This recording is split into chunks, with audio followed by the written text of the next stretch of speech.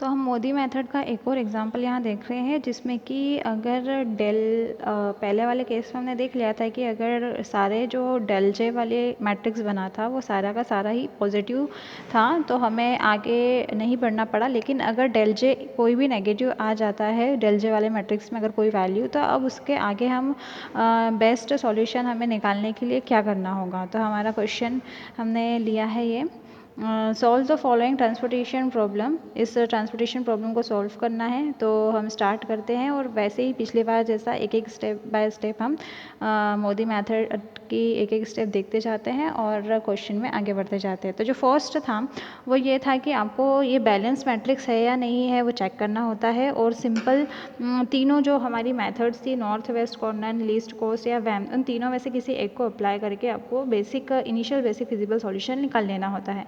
तो हम यहाँ पर बैलेंस है या नहीं चेक कर लेते। तो टोटल नंबर ऑफ डिमांड और टोटल नंबर ऑफ सप्लाई जो आ रहा है वो 34 आ रहा है। दैट मीन्स कि ये एक बैलेंस्ड प्रॉब्लम है और इसका हम फिजिबल सॉल्यूशन निकाल सकते हैं। तो हमने यहाँ पर वैम मेथड का यूज़ करके इसका फिजिबल सॉल्यूशन फाइंड आउट कर लिया है और वो फिजिबल सॉल्यूशन है ये। दैट मीन्स कि ये अलोकेशंस यहाँ पर सेल्स पे हो रहे हैं और इनका हमने मल्टीप्लाई करके आंसर भी निकाल लिया है, जो कि आया है 779। अब देखना ये है कि क्या 779 इस गिवन ट्रांसपोर्टेशन प्रॉब्लम के लिए बेस्ट सॉल्यूशन है या इसके लिए और भी कोई बेस्ट सॉल्यूशन निकल सकता है।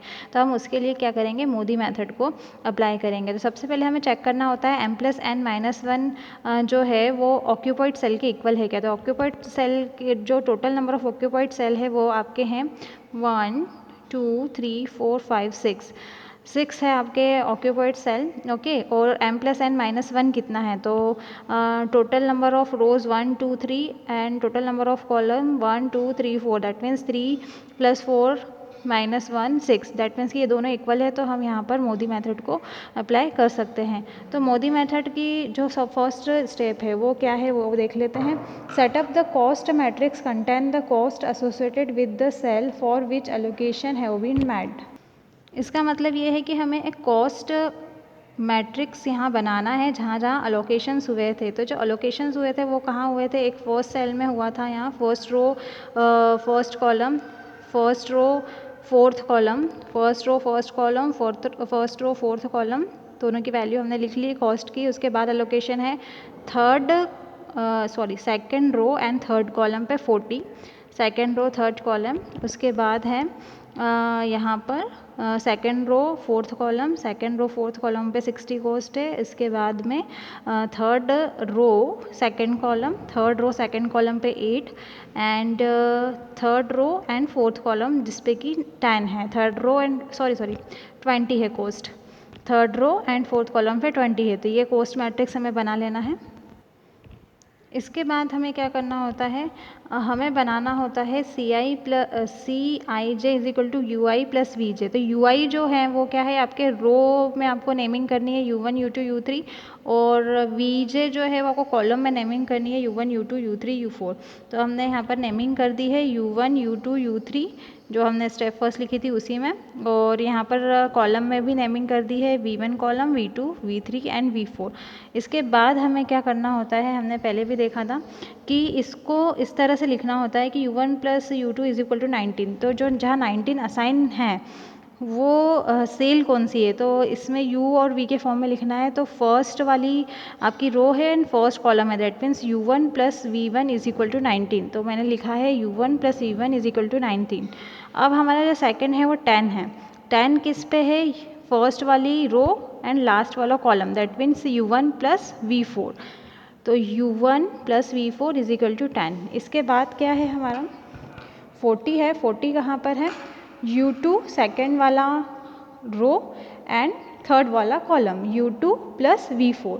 तो मैंने U2 + V4 = 40 लिखा। इसी तरह 68 एंड 20 के लिए भी हम लिख लेंगे कि ये U2 + V4 है, ये जो पॉइंट है वो U3 है एंड V2 है, और ये वाला जो पॉइंट है वो U3 एंड V4 है। तो ये सारे मैंने लिख लिए हैं। अब हम यहाँ देख रहे हैं कि जो टोटल नंबर ऑफ़ इक्वेशन है वो कितनी है। तो 1 2 3 4 5 6 टोटल नंबर ऑफ़ इक्वेशन है 6 एंड जो वेरिएबल है वो कितने हैं। तो वेरिएबल कितने हैं 1 2 3 4 5 6 7 अननोन वेरिएबल टोटल जो है वो 7 है। ओके, तो अब इसके बाद क्या करना है हमें, compute the value of U I for each row and V J for each column. अब हमें यू आई और वी जे की वैल्यू पता करना है, तो उसको हम कैसे पता करते हैं, इन इक्वेशंस को सॉल्व करके। अब इक्वेशंस को सॉल्व करने के लिए हमें किसी ना किसी एक वेरिएबल को 0 पे सेट करना होगा, तो यहाँ मैंने V4 को 0 पे सेट किया है। तो आप कैसे डिसाइड करोगे कि हमें U1 को लेना है या U2 या U4 को 0 पे सेट करना है। तो जितनी बार ज़्यादा बार कोई वेरिएबल यूज़ हुआ है उसको आपको U0 पे सेट करना है। तो हम यहाँ देख रहे हैं कि इन सारी ही इक्वेशन में जो V4 है, V4 है वो ज़्यादा बार यूज़ हुआ है। देखिए यहाँ एक V4, यहाँ एक V4, यहाँ एक V4, 3 टाइम्स से यूज़ हुआ है V4 सबसे ज़्यादा बार, इसलिए हम इसको 0 पे सेट करेंगे और वैल्यूज़ पता करते जाएंगे। तो फर्स्ट वाले रो में नहीं है V4, सेकेंड वाली जो रो है वहाँ V4 है, इसको जब 0 पे सेट करेंगे तो U1 की वैल्यू 10 आ जाएगी। ठीक है, U1 की वैल्यू 10 आ गई तो उसको यहाँ पुट कर देंगे फर्स्ट वाले में, तो V1 की वैल्यू क्या आ जाएगी, V1 आएगा 19 - 10 डेट मीन्स की 9। ठीक है, इसी तरह यहाँ पर भी V4 है, इसको 0 के इक्वल सेट करेंगे तो U2 आ जाएगा, यहाँ V4 है 0 पे सेट करेंगे तो V3 आ जाएगा। और जैसे जैसे हमें वैल्यू निकलती जा रही है वैसे वैसे हम दूसरे इक्वेशंस में इसको पुट करते जाएंगे और आंसर्स निकाल लेंगे। तो हमारे यहाँ पर सारे ही वैल्यूज़ हम देख रहे हैं कि आ चुकी हैं। जैसे ही हमारी सारी वैल्यूज़ आ जाए तो उसको हमारा जो मैट्रिक्स था उसमें पुट कर देना है, जो हमारा फाइनल कोस्ट मैट्रिक्स बना था अभी लेटेस्ट, उसमें पुट कर देना है। तो U1 U2 U3 और V1 V2 V3 V4 की वैल्यू हमने यहाँ पर पुट कर दी। इसके बाद हमें एक और मैट्रिक्स बनाना होता है जिसमें कि समेशन ऑफ यू आई आएगा, यहाँ समेशन ऑफ यू आई और वी जे होता है। तो समेशन ऑफ यू आई और वी जे करना होता है, और कहाँ पर करना होता है, अनऑक्यूपाइड सेल। तो अनऑक्यूपाइड सेल मतलब जहाँ पर भी कोई एंट्री नहीं है, जैसे यहाँ एंट्री नहीं है, यहाँ नहीं है, यहाँ नहीं है, यहाँ नहीं है, एक यहाँ एंट्री नहीं है, एक यहाँ।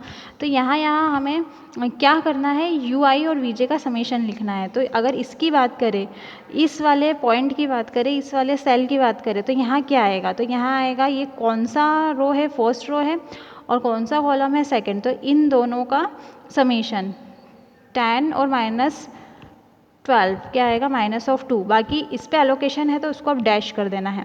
इसके बाद में यहाँ डैश है तो यहाँ एलोकेशन होगा, क्या होगा, first of row and third of column, मतलब कि U1 + V3 -10। यहाँ एलोकेशंस है तो डैश कर देना है, यहाँ भी है, यहाँ भी है, या यहाँ अनफिल है तो इसको फिल करना है।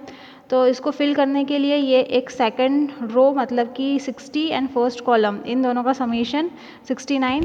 इसको फिल करने के लिए सेकंड रो 60 और सेकंड कॉलम -12, इन दोनों का समेशन 40 है तो यहाँ डैश लगा देना है, यहाँ फिल है तो यहाँ पर भी डैश लगा देना है, यहाँ अनफिल है तो यहाँ हम फिल करेंगे third row and first column, that means 20 + 9 29। इसके बाद में D2 पे यहाँ फिल है तो इसे डैश कर देना है, यहाँ डैश है तो इसको फिल करेंगे। फिल कैसे करेंगे, ये लास्ट वाला रो है 20 एंड कॉलम नंबर थर्ड 20 और 20 प्लस करेंगे 0, 20 - 20 प्लस करेंगे 0, यहाँ फिल है तो यहाँ पर इसे डैश कर देना है। इसके बाद जो स्टेप होती है वो ये होती है कि डेल आई जे निकालना होता है। डेल आई जे क्या होता है, C I J minus U I J plus V I J. तो यू आई जे और वी आई जे का जो मैट्रिक्स है हम वो फाइंड कर चुके हैं। अब उसको सिर्फ क्या करना है कि सी आई जे में से माइनस कर करके लिखना है। तो सी आई जे क्या है, तो सी आई जे आपका जो गिवन मैट्रिक्स था ना वो ही है। तो गिवन मैट्रिक्स में से अभी जो मैट्रिक्स आया है उसको माइनस करते हुए लिखना है, लेकिन कौन सी वाली सेल्स को लिखना है, जो अभी हमने फिल करी है उन्हीं सेल्स को आपको फिल करना है, बाकी सभी जगह को पर आपको डैश लगा देना है। ठीक है, तो हम इस वाले पॉइंट की बात करें, मतलब कि first row and second column, तो फर्स्ट रो और सेकंड कॉलम में 30 था, 30 और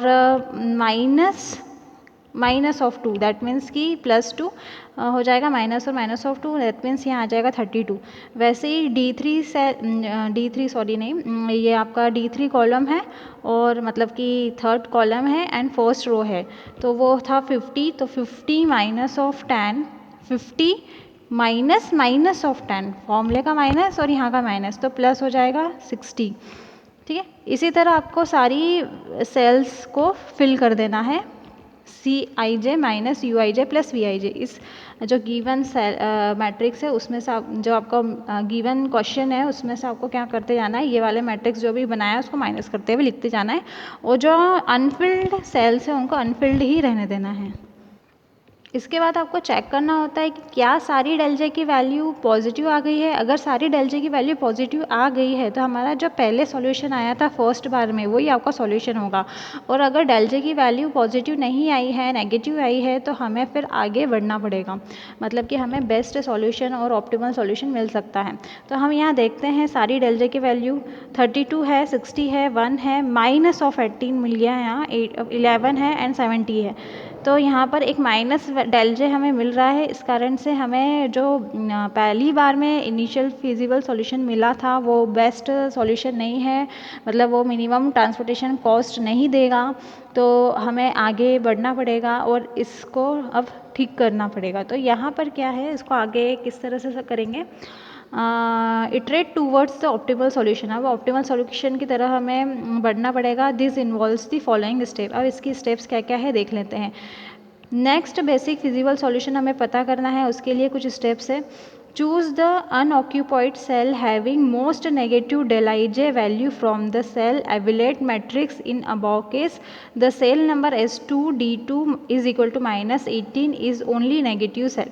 सबसे पहले तो हमें देखना है कि इनमें से नेगेटिव सेल कौन सी है। तो जो नेगेटिव सेल है वो है ये वाली, कौन सी, S2 एंड D2, ठीक है। तो उसको हमें सिलेक्ट कर लेना है। अगर वहाँ पर नंबर ऑफ सेल और ज़्यादा है जिसमें कि नेगेटिव वैल्यूज़ हैं तो फिर आप कैसे सिलेक्ट करोगे, मतलब अगर यहाँ पर तो एक ही आया है माइनस वैल्यू, लेकिन अगर दो जगह माइनस वैल्यू आ गई तो आप कैसे सिलेक्ट करोगे। अगर टाई हो गया उनमें तो फिर कैसे सिलेक्ट करोगे। तो आपका जो गिवन मैट्रिक्स था उनमें से जो आपका कॉस्ट, तो आपको तब फिर जो मैक्सिमम कॉस्ट सेल देगा उस सेल को आपको सिलेक्ट करना पड़ेगा। जो आपका गिवन मैट्रिक्स था ना, क्वेश्चन जो गिवन क्वेश्चन था उसमें जो मैक्सिमम कॉस्ट देगा उस वाली सेल को आपको सिलेक्ट करना होगा। तो अभी तो यहाँ एक ही है तो हम इस सेल को सिलेक्ट कर देंगे और उसको टिक कर देंगे।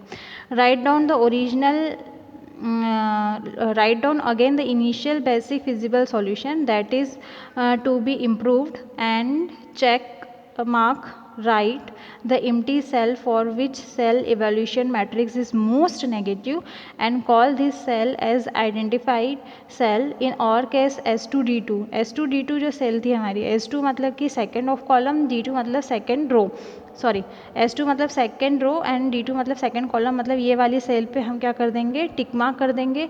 और जो भी आपका ओरिजिनल वैल्यूज़ गिवन थी क्वेश्चन में 19, 30, 50, 10 ये आपका क्वेश्चन है, इसकी जो ओरिजिनल कॉस्ट गिवन थी वो फिल कर दी है। और यहाँ नेगेटिव आ रहा था डेल जे, तो यहाँ आपको टिक मार्क करना है। और ये एलोकेशंस कौन से वाले हैं, जो हमने वैम से निकाले थे, जो वैम मेथड का यूज़ करते हुए यहाँ पर निकाले थे ना फर्स्ट में, ही जो एलोकेशंस, वही एलोकेशंस आपको यहाँ पर लिख देना है। इसके बाद आपको एक क्लोज्ड पाथ को ड्रॉ करना है और जो begin and ending at the identify cell, जो हमारे आइडेंटिफाई सेल है, इसको आइडेंटिफाई सेल नाम दिया गया है यहाँ पर। तो ये जो आइडेंटिफाई सेल है वहीं से स्टार्ट करना है और वहाँ से हमें क्लोज्ड पाथ बनाना है। जितना ही बड़ा हम क्लोज्ड पाथ बना पाए उतना, लेकिन जहाँ से हम स्टार्ट कर रहे हैं वहीं से हमें एंड करना है। तो हमने यहाँ पर क्लोज्ड पाथ बनाया है, ठीक है, और सारे कॉस्ट को खाली कर दिया है, सिर्फ जो एलोकेशन है वही हमने यहाँ पर रखे हैं। इसके बाद क्या करना है, mark the identify cell as a positive. तो जो मार्क्ड सेल है उसको पॉजिटिव लेना है। And each occupy cell at the corner of path alternating minus plus minus. That means कि यहाँ जो हमने मार्क्ड सेल है उसको तो पॉजिटिव से स्टार्ट करना है, जो क्लोज्ड पाथ के कॉर्नर्स आ रहे हैं उसको अल्टरनेटिव साइन से लेना है। जैसे यहाँ प्लस है तो यहाँ माइनस आएगा, यहाँ माइनस है तो यहाँ प्लस, और प्लस है तो माइनस आएगा। फाइन, ठीक है, मतलब कि एक अगर रो है तो उसमें प्लस माइनस होंगे और दूसरी रो में प्लस माइनस होंगे, मतलब माइनस माइनस है प्लस प्लस नहीं हो सकते हैं। इसके बाद क्या करना है, find the minimum allocation value cell from the cell having minus V sign on the path. Here the minimum allocation value given by minimum of 2 and 8 is equal to 2। मतलब कि जहाँ जहाँ भी नेगेटिव आ रहे थे उन सेल को आपको देखना है। तो जहाँ जहाँ नेगेटिव आ रहे थे, मतलब कि एक तो 2 पे आया है और एक 8 पे आया है, तो इन दोनों में से आपको मिनिमम वैल्यू को लेना है। जहाँ जहाँ नेगेटिव आए हैं उनमें से मिनिमम वैल्यू, तो जो नेगेटिव आए हैं 2 और 8 पे आ रहे हैं तो इसमें से मिनिमम वैल्यू जो है वो 2 है।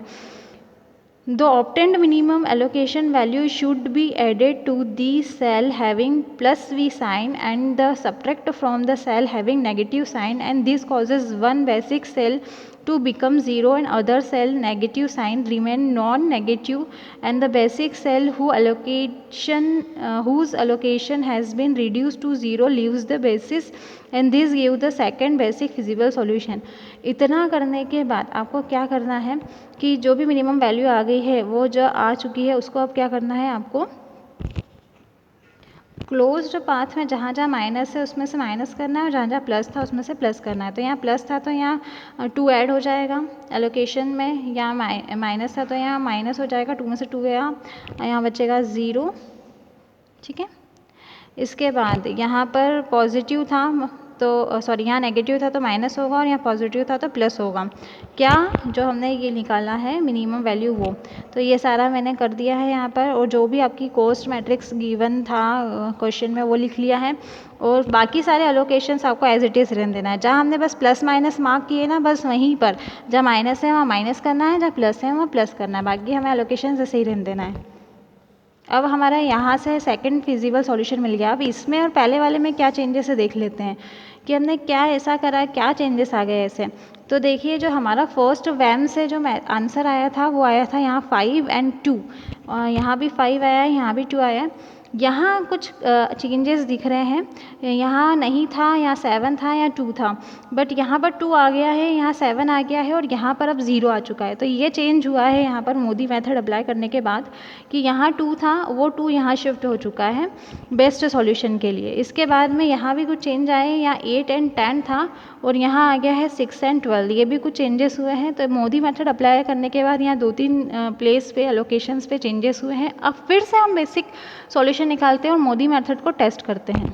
तो सेकंड फिजिबल सॉल्यूशन निकालने के लिए हमें वैसे ही करना है, एलोकेशन को कोस्ट से मल्टीप्लाई करके समीशन करना है. तो 19 × 5 plus 10 × 2 plus 30 × 2 plus 40 × 7 plus 60 × 0 plus 8 × 6 plus 20 × 12. तो हमारा आंसर जो आ रहा है वो 743 आ रहा है. और जो पहले आ रहा था, जो हमारा पहले आंसर आ रहा था ना वैम से, वो आ रहा था, हमने जो पहले फर्स्ट पेज पे निकाला था वो आया था 779, और अभी जो हमारा आंसर आ रहा है वो है 743. तो इन दोनों का डिफरेंस क्या है, 779 और 743 का डिफरेंस.